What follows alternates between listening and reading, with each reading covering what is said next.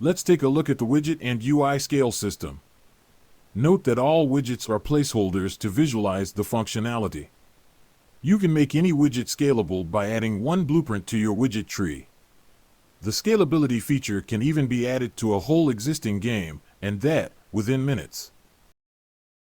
To control the desired scale, the player can use a swipe on the scaling slider.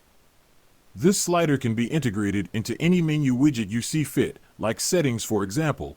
As you can see, the widget scales towards different directions depending on their initial position and anchors. On the bottom left, we added inputs to limit your slider, so you can figure out your widget's minimum and maximum scale easily. An efficient workflow including autosave, load, and apply concludes the main features. Watch our quick tutorial on how exactly the integration works and how different widget trees should look like. See you there.